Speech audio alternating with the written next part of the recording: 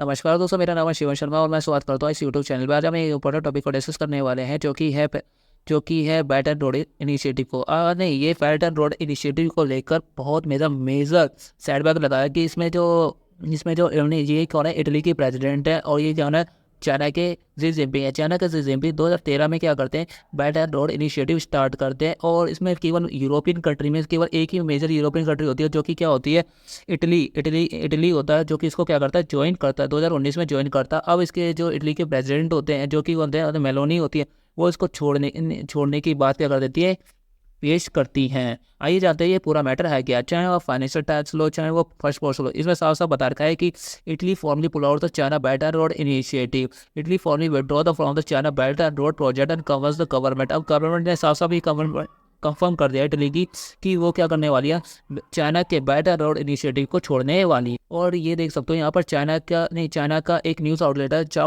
South China morning post, इसने भी ये क्या बात करी है, कवर करी है कि Italy touch China, it will terminate the belt and road initiative agreement, eliminate the G7 participations. अब ये भी क्या कर देंगे, चाइना के बेल्ट एंड रोड इनिशिएटिव को छोड़ देंगे।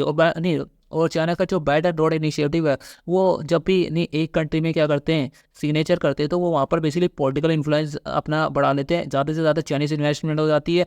और चाइनीज इन्वेस्टमेंट क्या होती है, ओपेक होती है, मतलब ट्रांसपेरेंट नहीं होती वो, जिसके कारण ना ये अंदाज़ा लगाना मुश्किल हो जाता है कि किस किस्तों पर, मतलब किस इंटरेस्ट पर एक गवर्नमेंट को क्या दिया जा रहा है, लोन दिया जा रहा है। अगर मैं बात करूँ बेल्ट एंड रोड इनिशिएटिव को, ये बेल्ट एंड रोड इनिशिएटिव का एक पेज है जो कि आप यहाँ पर देख सकते हैं। बेल्ट एंड रोड इनिशिएटिव, इसको सिल्क रोड के नाम से भी जाना जाता है।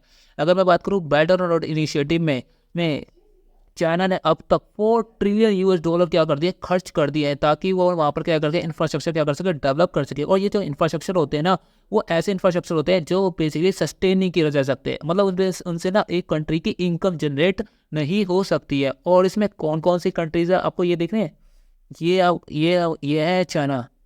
ये है चाइना। चाइना ने बेसिकली सारी कंट्रीज, इवन मतलब इंडिया क्या नहीं है, इसका एक सिग्नेटरी नहीं है बेल्ट एंड रोड इनिशिएटिव का, जस्ट बिकॉज ये चाइना का ना एक belt and road initiative Pakistan occupied Kashmir, मतलब ये हमारा एक रीजन है जो कि कश्मीर ने कैसे बदकिस्मती थी, बदकिस्मती से वो किसके पास है, पाकिस्तान के पास है, पाकिस्तान से होकर गुजरता है, जो हम क्या कर रहे हैं, ऑब्जेक्ट कर रहे हैं। आप ये देख सकते हैं इसमें इटली का भी एक इम्पोर्टेंट रोल था कि इटली यूरोपियन कंट्री और नाटो में, और या बात कर लो G7 कंट्रीज में, एक मेजर कंट्री था जो इसको क्या कर रहा था, सपोर्ट कर रहा था। और इसने कब कर सिग्नेचर करा था, 2019 में क्या कर लिया था, इसको ज्वाइन कर लिया था, जिसके कारण चाइना से इनको बहुत सारे क्या मिलने लगे, लोन मिलने लगे, इजी।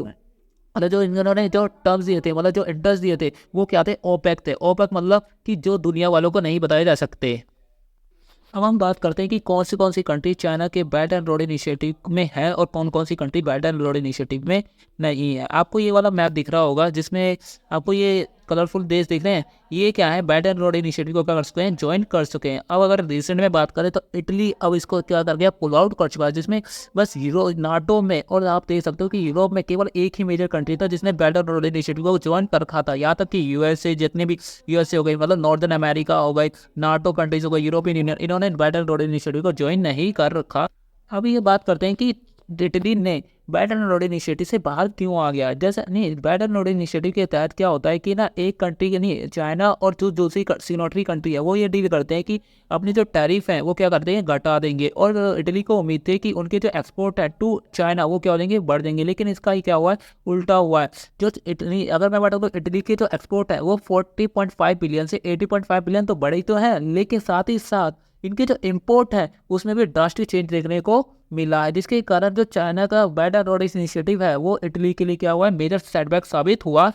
अगर मैं बात करूँ जो BRI का जो मेजर फ्लैगशिप प्रोग्राम है वो पाकिस्तान में चलता है। पाकिस्तान में इसे किस नाम से जाना जाता है, CPEC के नाम से जाना जाता है, चाइना पाकिस्तान इकोनॉमिक कॉरिडोर के नाम से क्या जाता है, जाना जाता है। और अब तक की ये देख रहे हो, ये है पाकिस्तान का, अगर मैं इसको करूँ तो ये है पाकिस्तान का मैप। इसमें बता रखा है कि चाइना ने यहाँ पर क्या करके मेजर इन्वेस्टमेंट करके है, जहाँ पर मेजर जो इंफ्रास्ट्रक्चर है वहाँ क्या करके डेवलप करके, और ये जो इंफ्रास्ट्रक्चर है वो क्या नहीं है, सस्टेनेबल नहीं है। सस्टेनेबल इन द सेंस कि ये जितना उन्होंने खर्च करका है उससे ज़्यादा इनकी ना क्या होगा, खर्च एक्सपेंडिचर हो चुका है, और इससे इनकम जो जनरेट होगी ना वो क्या होगी, बहुत कम होगी। और साथ ही साथ ये जो, और इसमें जो मतलब चाइना जो लोन देता है ना, उसमें साफ साफ लिखा जाता है कि अगर आप ये इनकी पेमेंट नहीं, मतलब इनकी चाइना की लोन की अगर पेमेंट नहीं कर पाए तो ये जो जो इंफ्रास्ट्रक्चर है वो किसके पास चली जाती है, चाइनीज कंपनी के पास चली जाती है, जो कि करती है 99 ईयर्स के लिए क्या करती है, हैंडल करती है। जैसे कि आपको पता होगा श्रीलंका का ना एक मेजर पोर्ट है साउथ में जिसको नाम है हम्बनटोटा पोर्ट। हम्बनटोटा को भी क्या करा था, चाइनीज श्रीलंका को लोन दिया था